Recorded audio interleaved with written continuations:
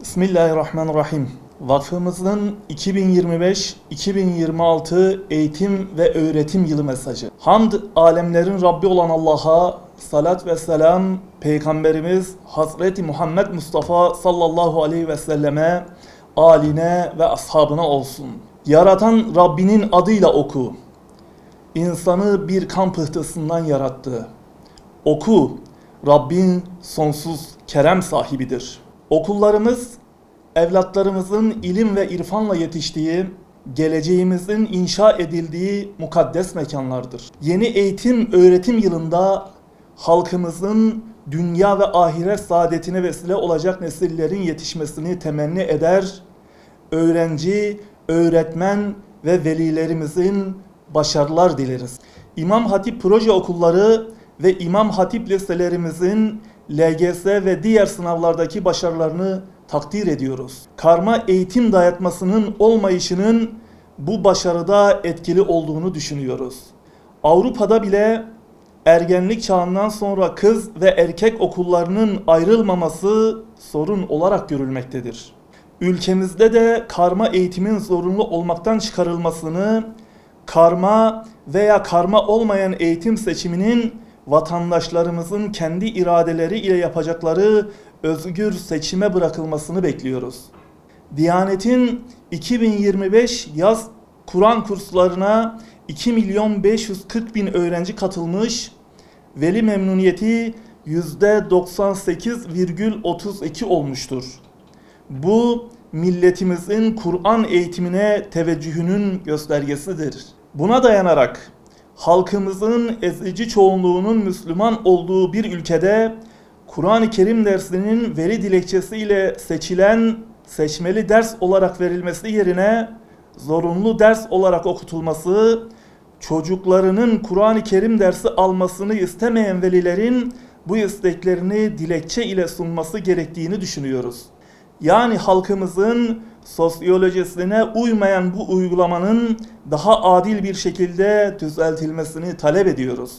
Okullarımız başta olmak üzere bütün kamusal alanlarda halkımızın İslam'ın hükümlerinin rahatça yaşayabilmesini arzuluyoruz.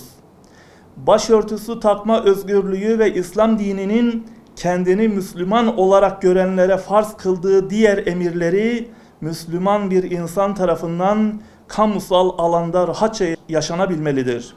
Bunun anayasal güvenceye alınması inanç hürriyetinin zorunlu gereğidir.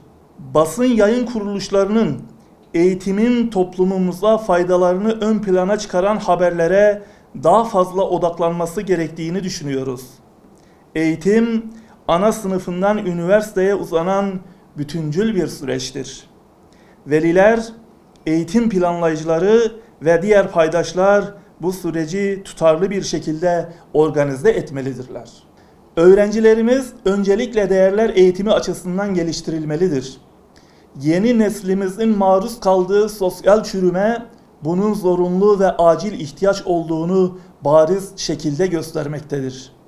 Bunun için okul, aile, mahalle, cami işbirliği yapılmalıdır. Okulların kültür zenginliğimizin ve değerlerimizin korunmasını sağlayacak, sosyal dejenerasyonu önleyecek, öğrencilerimizin hidayetine vesile olacak mekanlar haline dönüştürülmesi toplumumuzun geleceği açısından önemlidir. Öğretmenler ve idareciler, veliler ve cami imamları iletişim halinde olmalıdır. Eğitime ayrılan bütçenin arttırılması, okulların fiziki ihtiyaçlarının giderilmesi için duyarlılık gösterilmesi gerekir. Hükümeti eğitime daha ciddi bütçeler ayırmaya davet ediyoruz.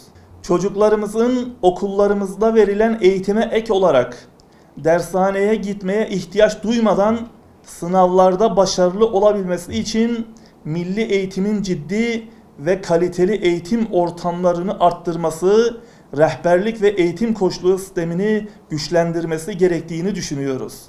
2025 aile yılı kapsamında okulların aile bağlarını güçlendirecek etkinlikler düzenlemesini, boşanma sürecindeki ailelere rehberlik servisiyle destek sağlamasını temenni ediyoruz. Bu yıl eğitim, öğretimin açılışı Mevlid Kandili ile kesişti. Bu vesileyle Mevlid-i Nebi haftasının Diyanet desteğiyle cami imamlarının katkılarıyla okullarda kutlanmasını talep ediyoruz. Vakfımız okullarımızın hidayete vesile olma gücünü arttırmak için halkımızın dünya ve ahiret saadetine ve selametine erişmesi için tüm imkanlarıyla eğitim camiasını destekleyecektir. 2025-2026 eğitim öğretim yılını hayırlara vesile olmasını dileriz.